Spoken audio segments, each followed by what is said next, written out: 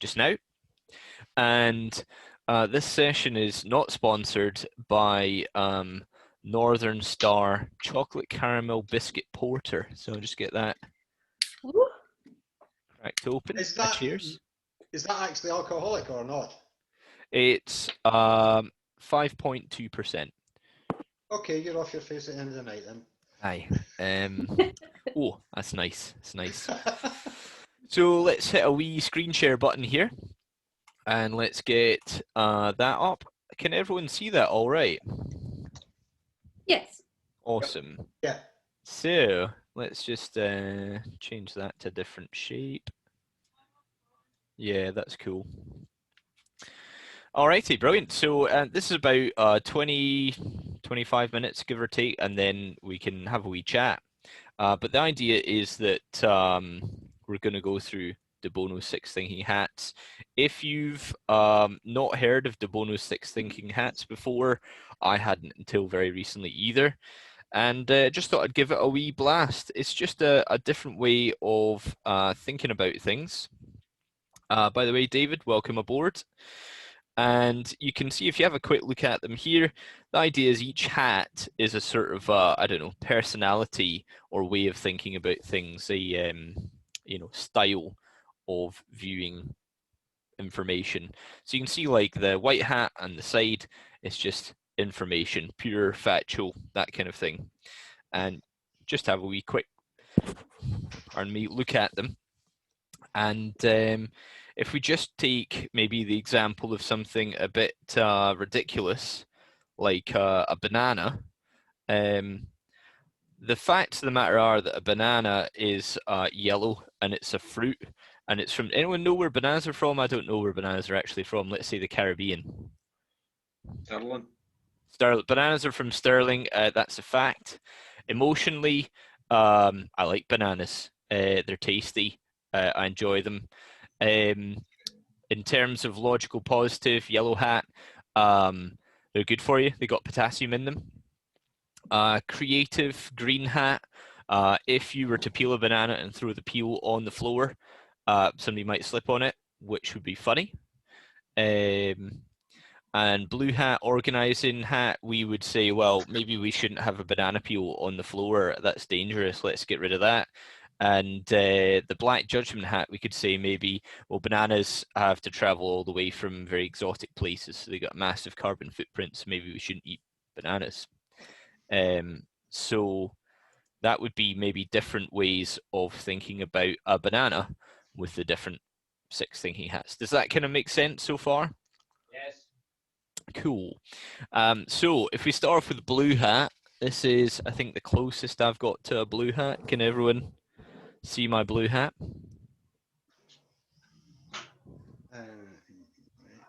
So if you've got your closest thing to a blue hat, bung that on now. So we're just in the organization stage at the moment. And what we're going to do over the next sort of 15-20 minutes is try different ways of thinking. If you do have hats, brilliant, fire away. But the idea is we're just going to open up our minds a little bit to thinking about things from a different point of view. Blue hat, I use it quite a lot as a coach and a manager. So I'm sure when you're taking lessons, you organize things. You put people in a certain place. You tell them where to go. You tell them how to put the equipment on. Things like that. You're trying to figure out timings, all these kind of things. We use blue hat all the time. Pretty familiar territory. Now, if we go to white hat,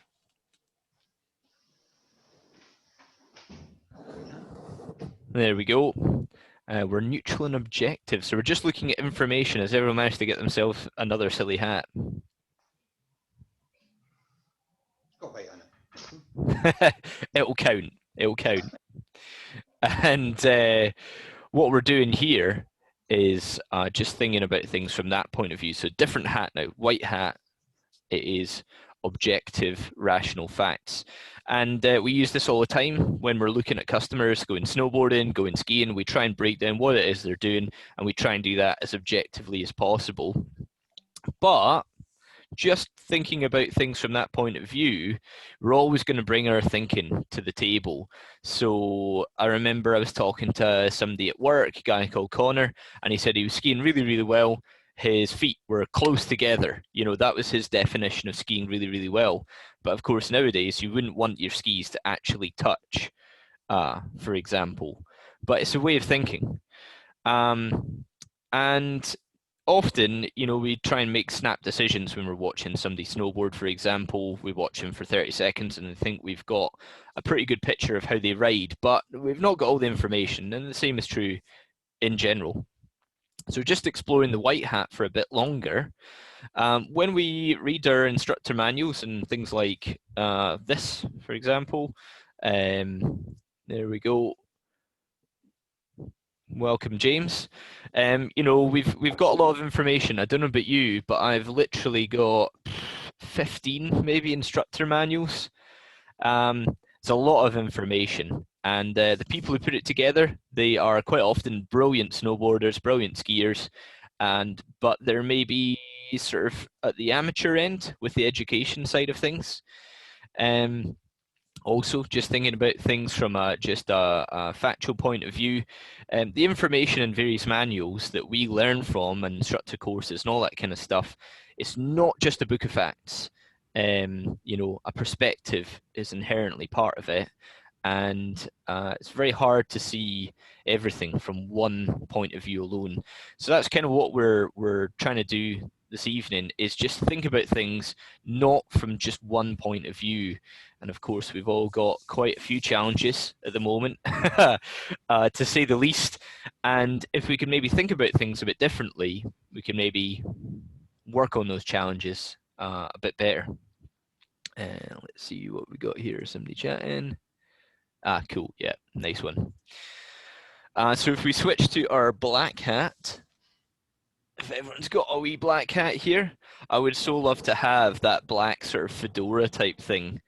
If anyone's familiar with who Jamie Anderson is, she's almost always wearing something like this. So we're going to be sort of logically negative here. So just sticking to information, but being a bit critical, being a bit analytical and stuff. So everyone got a wee black hat on of some description? So when we're talking about, ski instructors is the default, we're thinking black hat. I remember when I was learning to ski, my ski instructor was like, you have to learn this, then you have to learn that, and then you'll have to learn this, and then you need to learn it in this order. And those of us who are a bit older will remember it used to be called something like final form, like it was some kind of manga, a graphic novel where the avatar becomes the final form, and there was one way to snowboard, there was one way to ski. And Jay, I don't know what you think, but certainly back in the day, Basie used to be a bit this way. There's one way to snowboard. Yeah. The knees apart, hands at the sides, and you can spot a Basie snowboarder because they've almost always got their hands like they're carrying shopping bags quite high up. And that's the way it snowboards. But I don't know about you guys. I've been through maybe 4 updates in various instructor manuals now, and it's always the best way until they come up with a new best way. We're being a bit, deliberately critical here. And also, if you're reading it in a manual, well, somebody discovered that idea probably about 10 years ago, and then somebody else read it, thought that's a great idea, let's put it in a manual, and then they talked about it to other people, it got published, it got sent out, you read it, and by the time you apply it, that information could be out of date quite significantly. You pizzas when you shoot a French fried. So still being quite critical, give you an example. Who's heard of Maslow's hierarchy needs? It doesn't really matter if you know what it is. The idea being it's concerning how we think about things, how we're motivated, that kind of thing. It's shorthand for motivation, and it's quite a famous idea, but the guy Maslow, Abraham Maslow, he didn't go out, get like 100 people and ask them if they like Pantene Pro V, you know, which is the standard thing on TV. He just sat down in front of probably a piece of paper and wrote down what he thought was how people are motivated. It's just his way of thinking about it. But there's lots and lots of different ways of thinking about the way people are motivated. It need not be just this one. And of course, 1943 was a while ago. It's fairly realistic to think that there's been updates since then. That's not the only one. Who's heard of the 3 V's? So how you communicate is mainly based on not what you say, but how you say it. Anyone heard of that one before? Yeah. Familiar territory. I think it was a guy called Morabian. I think that's how you pronounce it. Studied this back about 50 years ago. But he just had pictures of people with a voice, one-word voice recording. It wasn't like a study on people talking to each other. But I don't know about you, I've seen it everywhere. You know, people go, oh, it's all about how you say it, not just about what you say.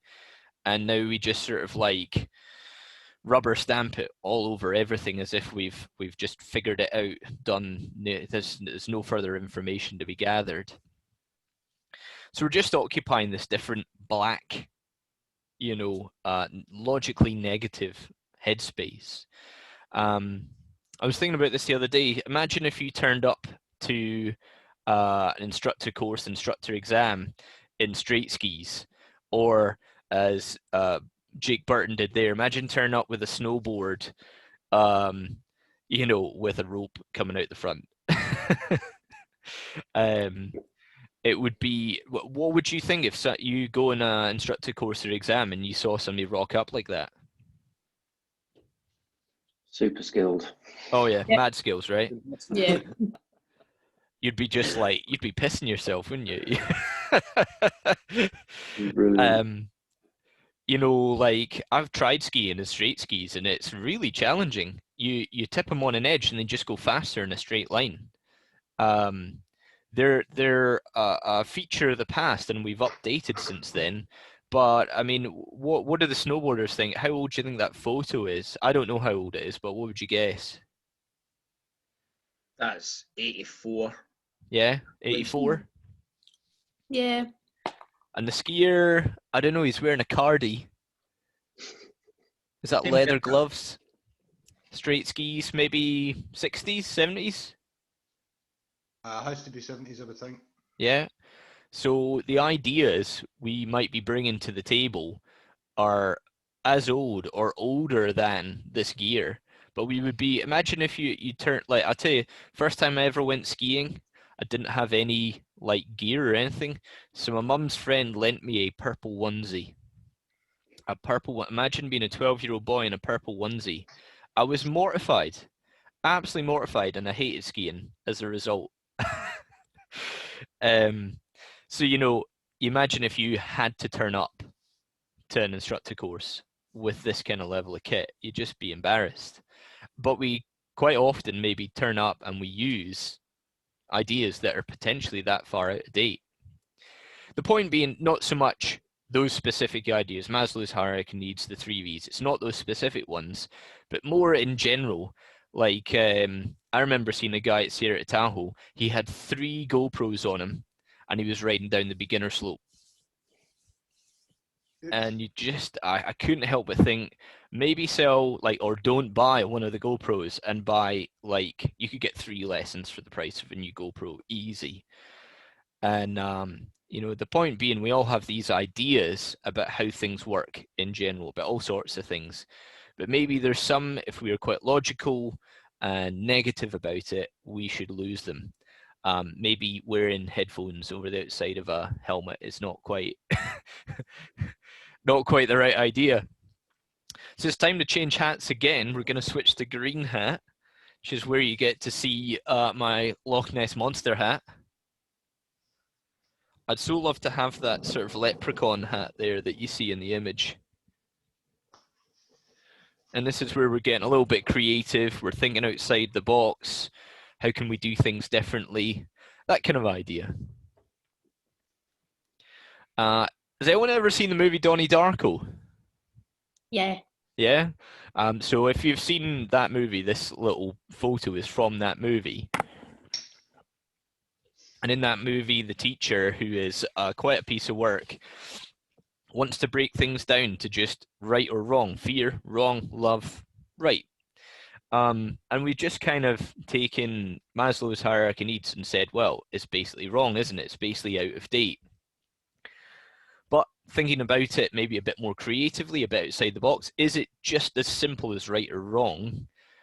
Is it maybe a bit more complicated than that? And that's what Donnie Darko tries to get across in the movie, is that things aren't quite as simple as just right or wrong. And stereotypically, we all know that an iceberg, most of the iceberg is under the water. And if we are only understanding things from the point of view of what we can see poking out of the water, that simple understanding really, it isn't capturing the whole part, or even it isn't even capturing most of it. Most of it's missing. So perhaps when we're approaching challenges in life, and we got plenty around at the moment, we can maybe have just far too simple a view of things. Also, thinking maybe outside the box a little bit more. There's not just, as I said, one theory in motivation. This is another one. Hertzberg's hygiene theory. It's not based on how clean you keep things, but you can see that on the right-hand side, the purple side, if there's a lot of red tape, there's a lot of bureaucracy, you maybe don't get on with your work colleagues, you don't get paid very well, and maybe your job isn't very secure. I think we can all identify with that. You're not very happy in that kind of job, whereas if the work itself is satisfying, I mean, we all teach skiing and snowboarding, which is inherently satisfying, and we get a certain amount of recognition for that. I mean, it's cool to be a snowboard instructor. It's almost as cool to be a ski instructor. I mean, you could argue that one. But the point being, those red things, they motivate you. If you're growing, and that's why I've been doing these Zoom sessions, just to try and grow myself and grow with others.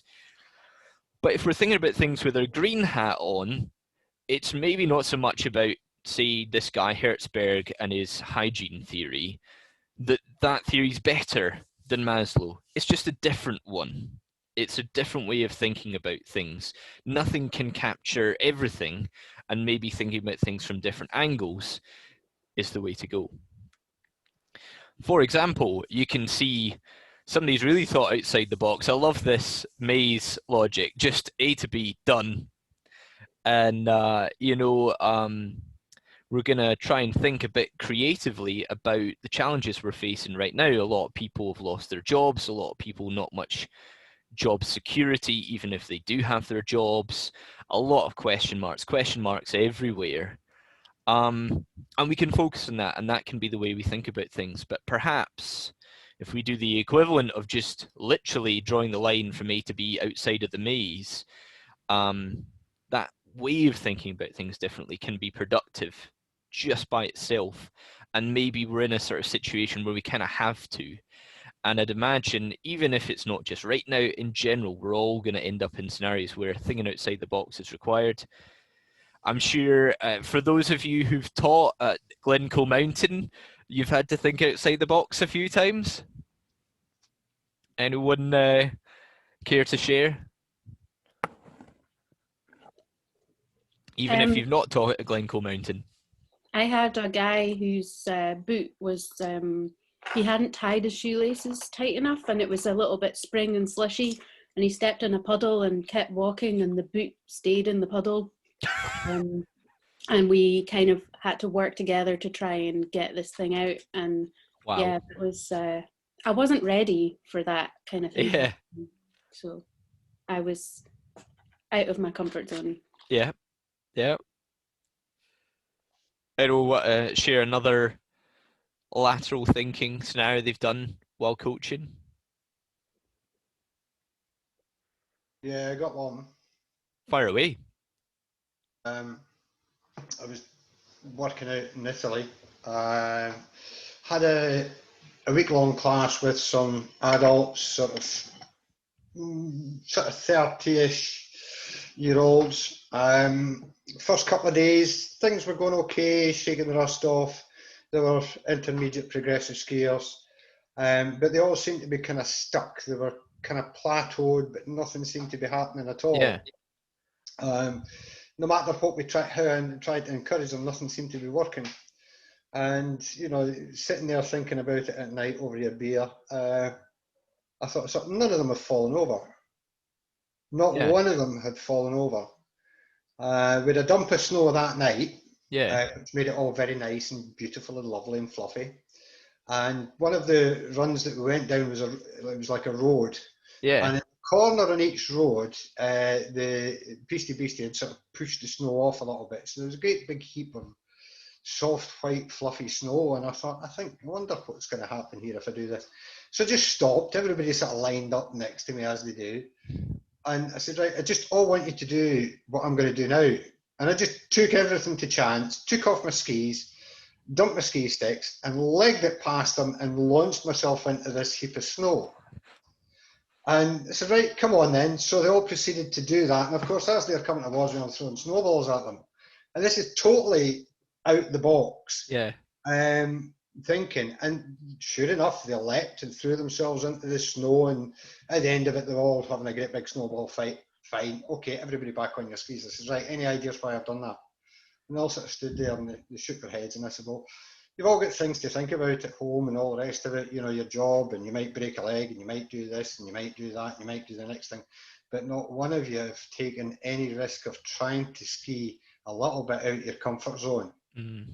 There's nothing to fear from falling over in the snow. It's soft, white, fluffy stuff. And things started to work from there. Yeah.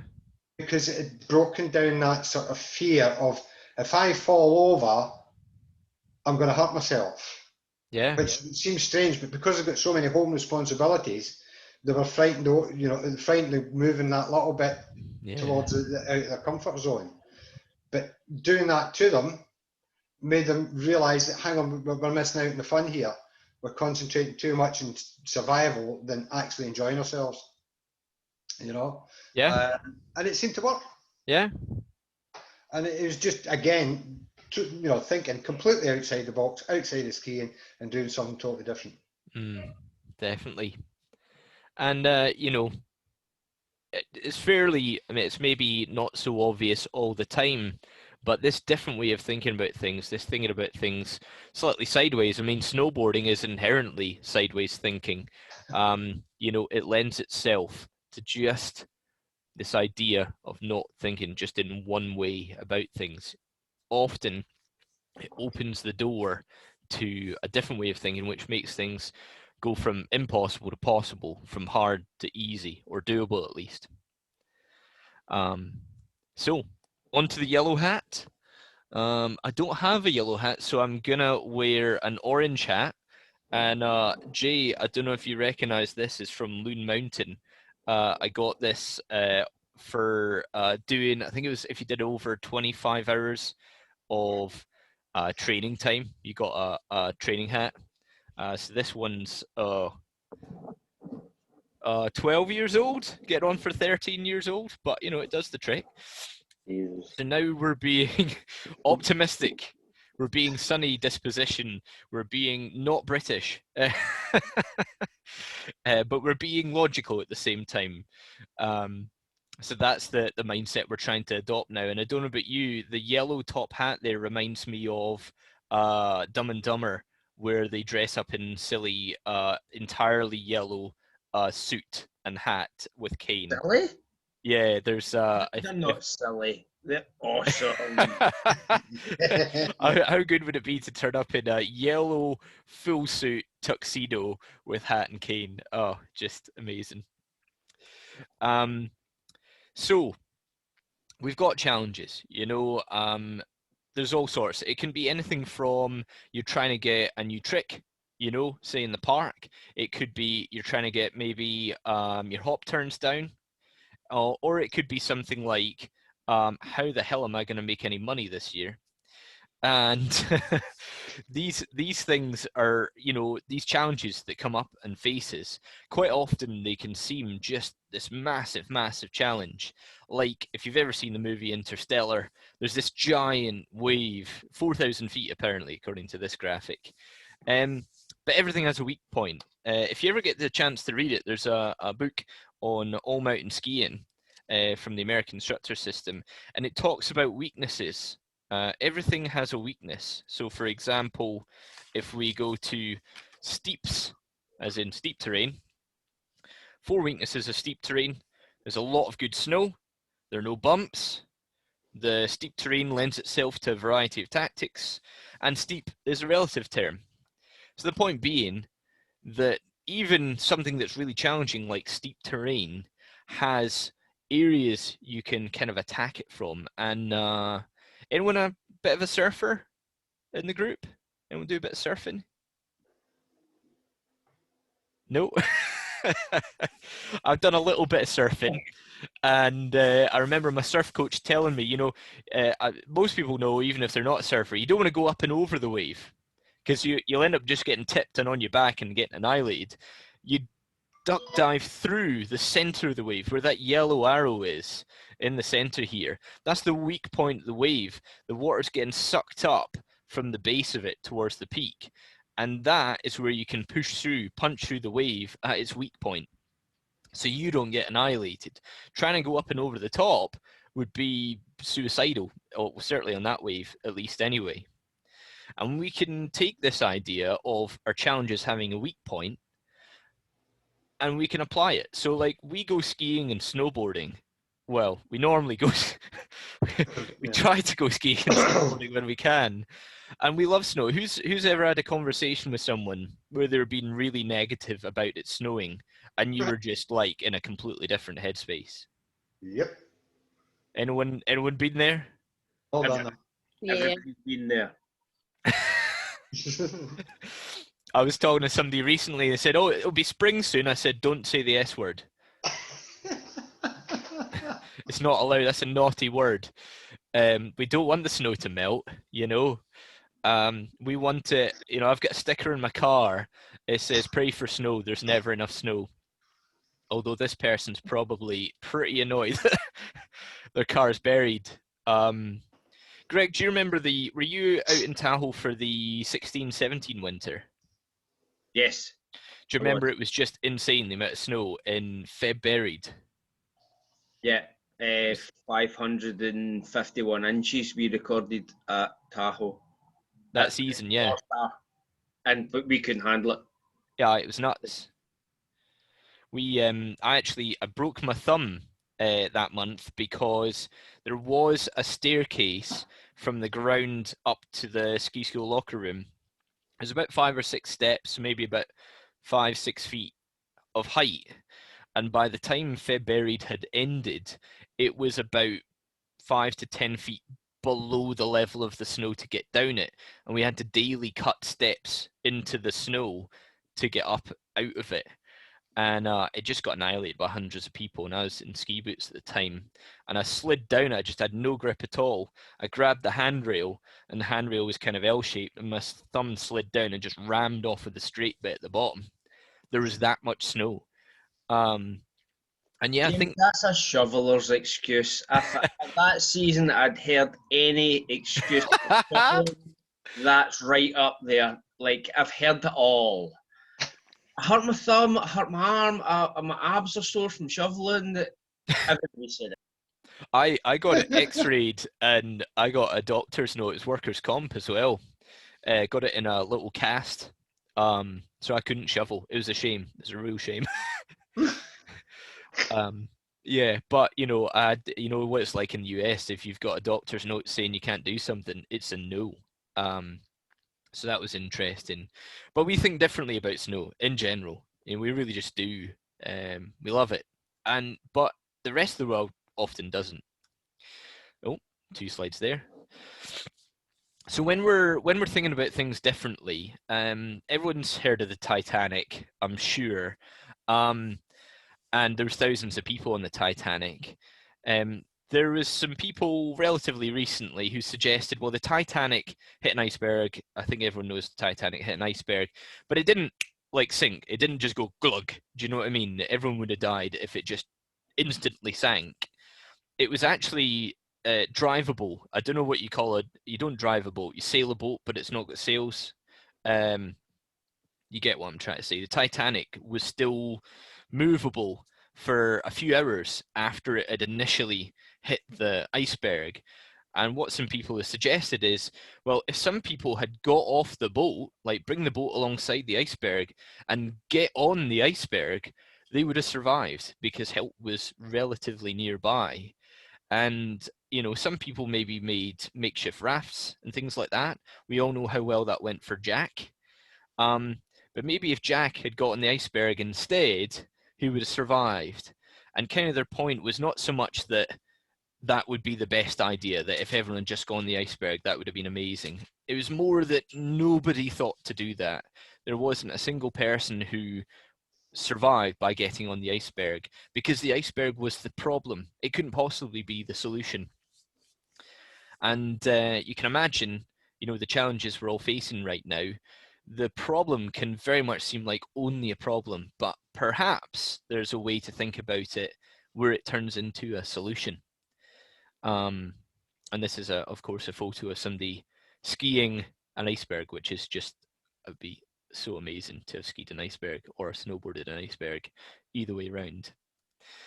So what if we exploit the weakness? Just like turning is easy on top of a mogul or a bump, there's hardly any friction, it's really easy to turn. That's a weak point of a mogul. When we think about the current situation we're in now, actually, there's more new businesses starting than last year. Because, well, sometimes people have to, sometimes new technology and the uptake of it makes it possible to do something new. I don't know about you, but I've worked a lot of angles over the last year, a lot of side hustles. I worked on a new snowboard instructor manual for the English instructor system. And I did a mapped Sierra Tahoe for FatMap. They still pay me for that, actually. But, you know, I've worked in some side hustles. I don't know if has anyone had any projects during lockdown? Not money making, unfortunately. No? I did, so I quite like scything. So, if you know, like a big knife for cutting grass, essentially. Oh, right, scythe, Like, as in Grim Reaper. Yeah. Yeah, the Grim Reaper, that's the best way to Right, put it. okay. So the Austrian scythe is a really effective tool. So I did a bit for Historic Environment Scotland at the King's Knot, because Right. it's different to the scythe that would have been used in the UK. Right. But it still had a bit of a parallel with stuff that happened back in the day before lawnmowers. So they were interested in it from that point of view and for sustainability. So that was my side hustle. Wow. So did Cool. you make a scythe, or did you order it? Where do you get a scythe from these days? I got mine from Scythe Cymru. If that's how you Right. say Wales and Welsh. You can get them in Scotland as well. There's a whole niche, and actually, if you want some kind of relaxing videos to watch, there's lots of scything on YouTube. It's quite it's a nice movement actually. It's a flowy movement. It's quite Tai Chi like. So Like golf kind of swing. if it basically makes cutting the grass into a sort of therapeutic, fun, pleasant exercise rather than pushing around a big, heavy, smelly lawnmower. So Wow. Right. That is I've actually done a fair bit of like strimming, but like with a big harness and an industrial strimmer. Oh yeah. Yeah. It's kind of I totally get where Roddy's. I've been given a field and 2 cans of petrol and go Yeah. take care of the woods and all the weeds, and you just start at one point and you just keep on going up one side, and then you turn and you go down the other side. It is quite therapeutic, and you get a rhythm on. Oh yeah, swinging it side to side, yeah. You get a lot of thinking done. Yeah. I used to do that in my last job every so often, get a podcast on and do some streaming. So, you know, taking this idea, you know, there's a weak point every challenge has a weak point, a way you can come at it that's going to be an easier way of combating it or whatever. And some people are taking these waves of disruption as opportunities to launch new businesses. You can do a project, could be a side hustle, could be whatever. What could you be doing now that you weren't going to do before? There's some opportunities there. I've been doing there's a course called ACL Strong on the American Instructor System website, and it's indoor. I use the TV, that kind of thing. It's strengthening my knees. I would never have bothered to do that outside of lockdown, and maybe I'll be better for it. Maybe my knees will be good as this guy here who's riding in teens by the looks of it, or teen, I think it's pronounced. So if you've got another hat, I'm sorry I don't have a red hat, but I'll go orange now. Get my Planks hat on, Planks beanie. And we're getting emotional here. We're going to share our feelings. Let's hold hands in a circle and share our feelings. Gut instinct, that kind of thing. I don't know if anyone's ever heard of Kaizen. It's a Japanese concept of gradual improvement over time.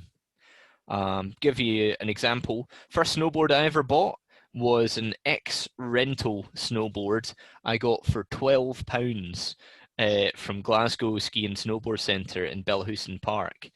And, I've got a slightly better snowboard now. It cost me a bit more than £12, to say the least. And as you can see, this person whose last name is Ancona, the quote from them, there's always a way of approaching things where you don't have to, do the whole thing at once. Gradual improvement, Kaizen, always a little bit better than last time. Gradual refinement, like sandpaper kind of idea.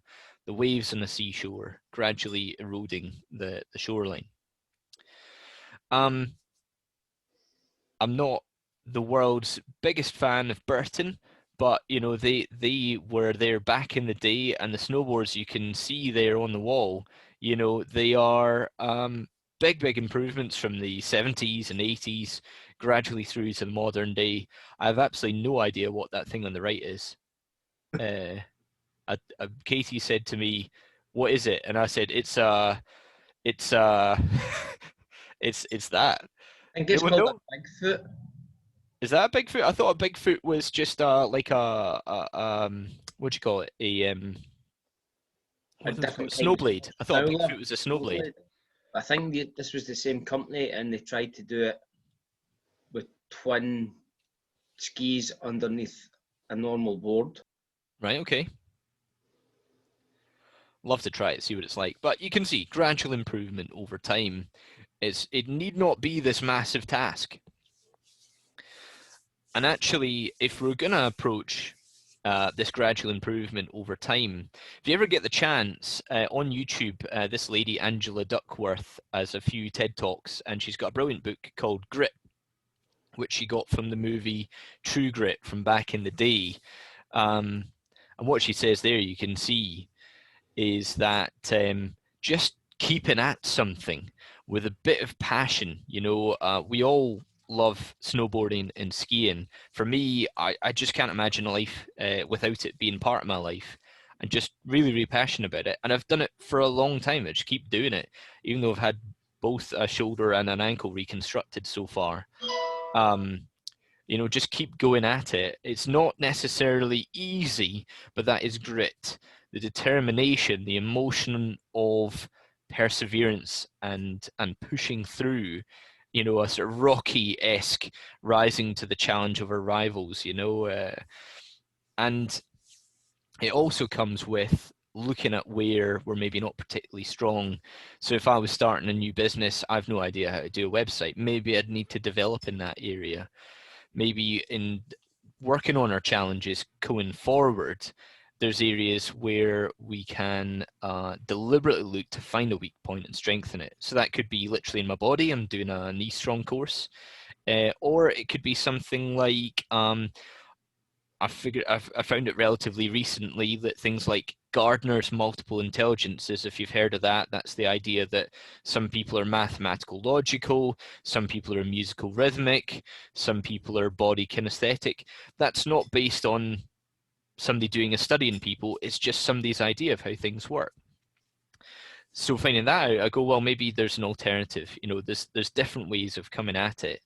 Don't know about you, but the first time riding switch, you know, either on skis or a snowboard, it's pretty challenging. And it's really easy to just give up straight away because it's so rubbish, you know. And just keeping on, determined, plodding, persevering can be a way forward from that. Our red hat way of thinking. And you know, one of the main reasons I've done these Zoom sessions, we go in 6 weeks now. This is week 6. Is we are far more strong together, and you know, we can buoy each other up. We can be really positive to each other. We can be excellent to each other, and you know, it's amazing what we can do as one like cohesive whole. And I know all of us are. I mean, we're even Zach's Colorado at the moment. Is it Zach? Yep. Yeah, and then we got some people in England, we got some people in Scotland. We're spread all over the globe, but we can really help each other at big time. And if we're going to do anything different, doing it on our own is borderline impossible. You know, if we're going to, you know, maybe we can't see the weak point in the wave, but somebody else can. Maybe we need a few other people to bounce ideas off when we're being creative and solving the problem. Things like that. And you know, perhaps you might even need to organize, like we're doing right now, organize time to talk with other people, to think about things differently. So finally, if you go back to your blue hat, being organized again, we have now just thought about things from maybe a couple of different ways. You've looked at challenges maybe from a different angle. And you know, we've worn a few hats, or I have at least anyway. And I just wanted to kind of do a wee snapshot into different ways of thinking about things, and maybe there's some angles you can take going forward from these different points of view that you could apply to your particular challenges. Everyone has different challenges, so you know, different approaches, different challenges. You're the only one that can really kind of like decide what to do with that. So I'll return us to our normal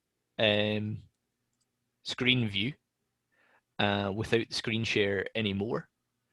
And that concludes our hat session, De Bono's 6 thinking hats, different ways of thinking about stuff. It's been a pleasure taking you along for the ride. And if you want to throw out some ideas of maybe some places like those different points of view might help you think about some problems, or a challenge that maybe you want to share with the group or anything like that, just jump in. Shall I have a chat? Go for it. It's quite interesting actually what you were saying about thinking differently and stuff like that. So that kind of A to B kind of mindset in terms of, you know, as instructors, we're kind of at point A and then the trainer tells us to get to point B. And what I think is often missed is our ability to, like you say, think differently, to figure out more fun and interesting and entertaining ways to get to B. And I think that's sometimes kind of missed a little bit, I think, in some of the ways that people approach some of their learning and stuff like that. I don't know what your thoughts are about that. Yeah, I mean, probably Greg and Zach will identify with this. I know you guys have trained instructors. A lot of people are obsessed with the 1, 2, 3 or the 1, 2, 3, 4. Yeah. And you end up with some quite, you might call it like brittle people. You know, from Roddy, sounds like maybe you do a bit of gardening. You know, sycamore snaps very easily because it grows very quickly, whereas some trees are stronger or bendier, you know, that kind of thing.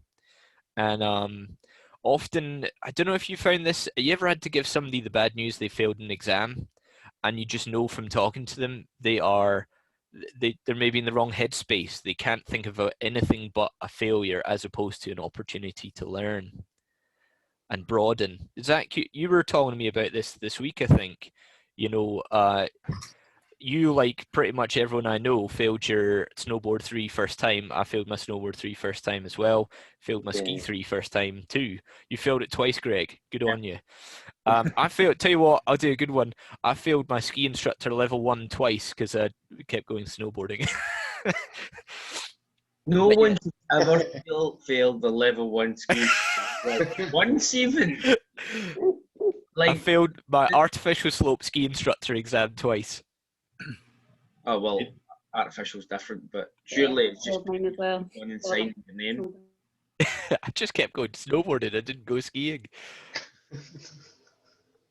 I would But- say with the way things are going just now, and this is a kind of global way of looking things, the more information we have,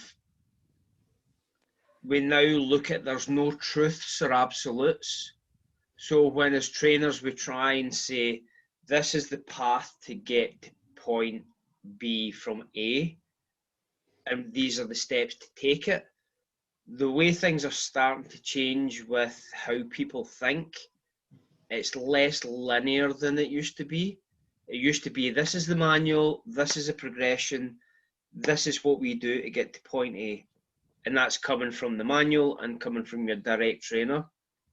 Now there's so much opportunity for them, for people you're training to go out and think and say, well, hold on just now, I can go, and that's the only time that stepping stones has ever probably come into my mind is like, you don't have to go A, B, C, D. It's like you can go A, C, B, D, D, and all over the place. Bananas. As long as you get to the end point.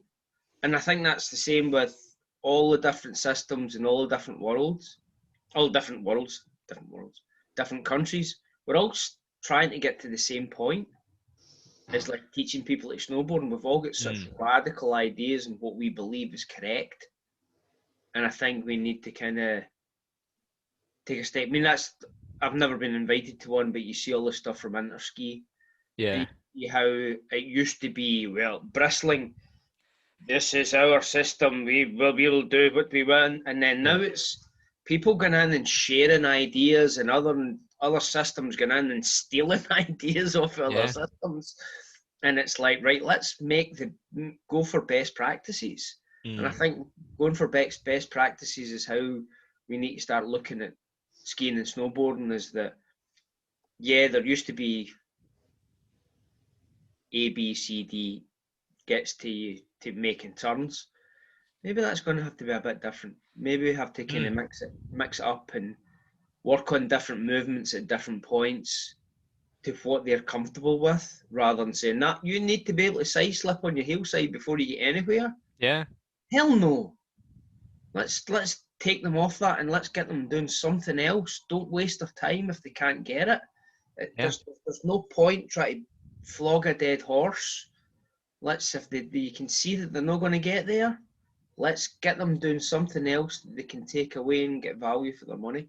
And that was actually right at the start of the season. Patsy, Roddy, and a few others of us were talking about how maybe we can encourage. Like, there's so many people who go skiing and snowboarding once and never come back. Like, what is it they're looking for that they didn't get? And it's the full mountain experience. And I remember Roddy, we were chatting about if we could get a bus that went from the bottom of the driveway to the top. And I told you about the escort service that coach that Sierra Tahoe used to have. It was leather seats, stripper poles in the center, hopefully all wiped down, and that was our transport bus in the parking lot there. You know, could we do the same thing at Glencoe Mountain to help with transport? You know, we were just thinking outside of the box a bit, and what are people looking for? Are they really looking to get good at skiing or snowboarding, or are they more just wanting a mountain experience? There was a survey done on the east coast of America about 5 or 6 years ago where they got people to quantify what they seen as the perfect weekend or mountain experience. And being on skis and snowboards only quantified to about 20% of the whole thing. They were looking for good après, they were looking for good restaurants, they wanted a hot tub to go for it, They wanted good accommodation. Skiing and snowboarding really only came to 20% on average of what people were actually looking for the full mountain experience. Big time. I think. Remember, I was just going to say, I kind of it just reminded me of a time at Cairngorm where I had it. It was a work group. One of them was really keen to ski, and there was somebody else who was kind of came along for a jolly, and just it was exactly like that. She was great fun, and really kind of got stuck in the morning, had fun sliding. And then after lunch came out with a bottle of cider and was like, "Oh, I've tried it. I enjoyed it, but I just want to sit and look at Loch Morlich." And it wasn't a negative thing. It was actually very positive. Something maybe it's a bit of an aside. I was going to mention little sort of idea was had some chat about with coaching freestyle, thinking about cross training and linking different activities and sports together. And something, so Patsy does a lot of roller derby, or did and will do again when it's to do that. And thinking about the links between that and skiing, it's such similar movements. So talking about like, do you do this and then do that and then the next thing? Taking somebody who is a really good roller derby player can do fantastic carving turns more one way than the other because they skate around the track in one direction, but basically can carve pretty well, but maybe less used to the idea of sliding sideways. Kind of maybe thinking about using some of these hats as ways to kind of think about what is the progression for somebody coming in from a different sport, for instance. Every ski resort should have an ice rink for skiers.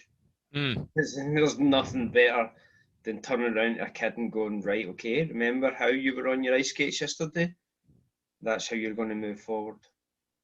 And it's just transferable. Wonder what an ice snowboard would look like. Like for an ice skating rink, only it's a snowboard. When skis just fall in your arse every 10 seconds. Zach, you were telling me this week how, you feel like after having failed your snowboard 3 first time, coming round to do it the second time, you're a much broader skill base. Yeah, I'm really thankful for failing the exams. I wasn't thankful at the time. Thank you, sir. Thank you for failing me. Exactly. But in hindsight, I was thinking a lot about what Cameron was saying earlier about throwing his students on the snow and making them do a snowball fight and actually playing on the snow and interacting with the snow in a different way to kind of burst through a threshold that they were holding themselves back with. And I think failing is something that if you've been successful, and we've all, or for the most part, we've all had an experience like this, but specifically to the trainers in the group, I'm sure you've had an experience like this with exam candidate who's really frustrated because they've been successful every single time at everything they've done, and they haven't got that experience of failure. So that in and of itself is I wouldn't say it's necessarily something you need to break through 100%, but it does provide a lot of opportunity for growth if you haven't failed in other aspects in your life. It's a bit like the yellow hat, the functional fixedness. So a failure is a failure and not an opportunity to learn. The iceberg that sunk the Titanic couldn't be a way of escaping drowning. It just couldn't be because it's bad. I think the failure thing as well, what you were saying, Zach, before about somebody that constantly passes, and then all of a sudden they hit the failure. They've got to look at different ways of approaching what they're doing to learn new things, to be able to allow them to cope with the demands put upon them for whatever exam it is, whether it's skiing or anything else. It's going to allow them to have a new skill set. Yeah, and specifically talking about the 6 hats, I feel like it's a much more applicable thing for exam candidates. And students in general, if you teach them how to think in a different way, like, and look at a problem in a different way, that's where I've had some of my biggest breakthroughs with like return clientele, is when I bring a different thought process into something that they then adopt. And it's a little bit less confusing than like a multiple intelligence, which is like a cultural byproduct of how you think, or if like Maslow's hierarchy, where it's a sequential thought process. It's like, no, I'm going to put on my other hat, look at it through this eye or this way. So I really like it in that sense. Yeah, I think quite often we think of ourselves as wearing the white hat, maybe, you know, we're super logical, super factual, we know all the information, we're the all-seeing eye, the instructor, the perfect, you know, and we have to hammer the, you know, it's our duty to get these people to a certain level, when actually to a certain degree, we're the entertainment, you know. I joke around with customers a lot. I try and apply. Clearly, I have a sense of humor. Either that or I've been ambushed. And I think, you know, I would see people. I'm sure you've all been in a scenario where there's like, it's busy weekend, whatever, and there's about 8 different groups all being coached beginner lessons at the same time. And I don't know if you've ever looked around, and looked at another instructor and thought, oh, that's not how I would do that, you know, and just things like I would say to people that were, you know, this is their first time doing it, you're going to fall over a lot, let's have a bit of a laugh about it and make it a bit of rapport. And that's that emotional red hat kind of way of looking at things. Whereas a lot of people, like, I don't know, especially in the skiing fraternity, it's like it's black hat. It's logical and it's negative. Here's what you're doing wrong. Here's where you're doing it wrong. Here's how many times you're doing it wrong, but you're doing it wrong. You know, I must admit I've done I'm stereotyping, but you know what I'm talking about. Totally opposite there. I've looked at the other guy and thought, that's not a bad idea. Yeah, that too, yeah. I feel like I've not had the opportunity to do that, because when I started working, I was at Bear's Den and I was the only one there, so I've never had anyone to bounce ideas off. And the like, only snowboarder. Yeah, and I mean, and the first gig I had was like 17 kids from snow camp. I mean, I was thrown in at the deep end. And yep. Yeah, so I was like, but it was your first lesson. Yeah, and it was amazing, and they loved me. And it's progressively got worse since then, really. So that's the old snowboard joke. It's all downhill from here, yeah. But yeah, I feel like having someone to, like, looking up and seeing another boarder, like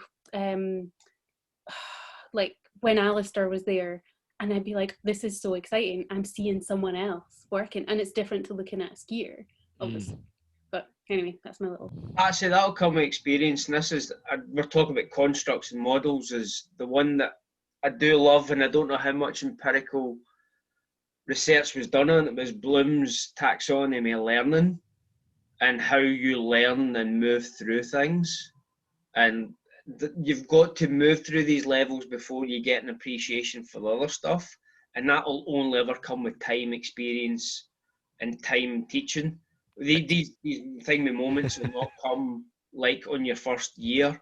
It's going to be like years in the trenches, and you'll get to a point you went, hold on, that doesn't work like this. This should work like that.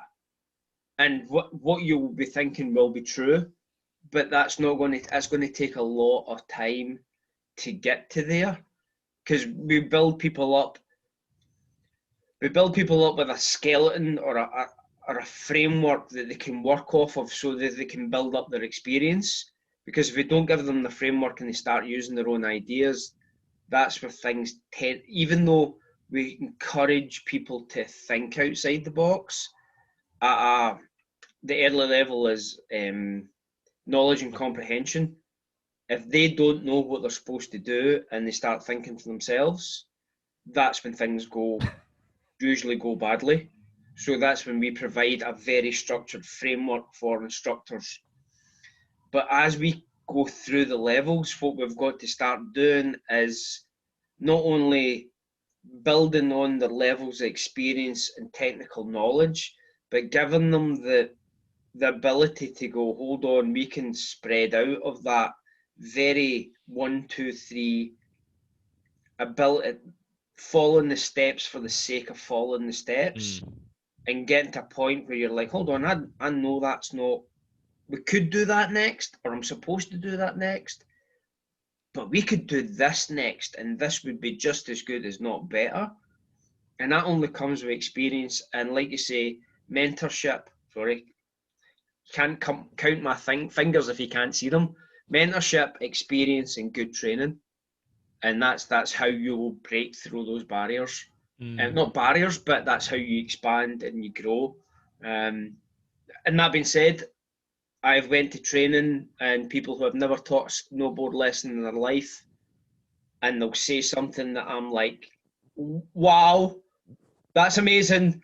I'm stealing that right now, and I'm running away with it. And I will give them a tagline anytime I ever use it in another clinic. But sometimes people come out with things and you're just like, oh, yeah, that's amazing. Well, And actually, it's just fresh, and that comes from freshness and not having that skeleton built into them.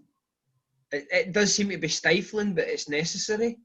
But so you get that kind of freshness at the bottom, the stifling, but the positive steps, and then expansion at the end. And I think that's just the process. I don't know if anybody would agree that there's any other way to do that.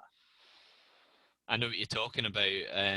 I was just going to say, I remember back in my day, I remember doing a session with Jay, actually. Do you remember we were at the bottom of the piste at Loon Mountain, and you did a session where I think we had no bindings attached standing on the board, and there was like a fence, and the board went through the fence, and we'd try and jump over the fence and land on it the other side, and you started off with like a bar. And that was just completely outside the box, you know. And then I think we did like fast plants or something, and we went to the medium park. Beer bottle carrier.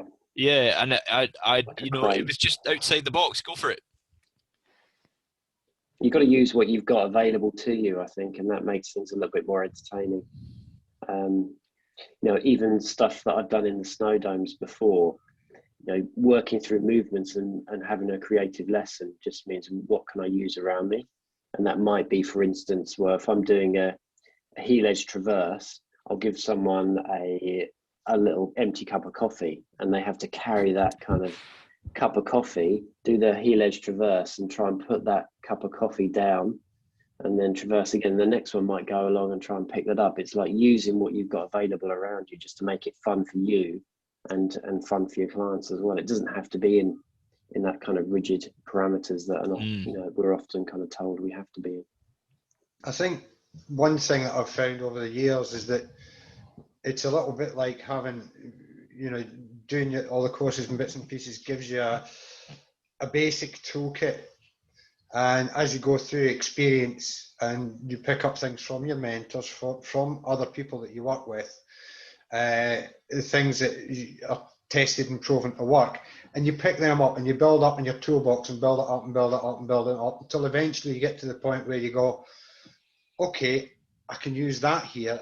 Let's see if it works. If it doesn't work, we'll try another tool. You know, not quite, if this hammer's not big enough, we'll try a bigger one. But you know, it's along that kind of lines of different ways and different. And it's filling up that toolbox as you go through time. And some of the things, and I think David might agree with me here, is that some of the stuff that we've maybe done 30 years ago, 40 years ago, is now becoming relevant again. You know, and it's little things out of those toolboxes that come together over time. But the other thing is exactly what Greg was saying.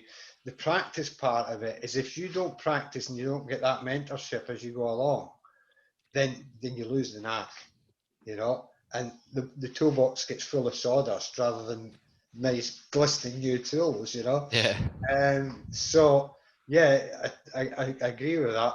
One thing that was said as well before about the how many people actually go skiing for the winter sports. I think I think it's slightly different in terms of, for example, European resorts where people take the flight and they go out there or out to the States or whatever, where it is a whole holiday package, where it's the whole experience, the hot tubs, the après-ski, everything.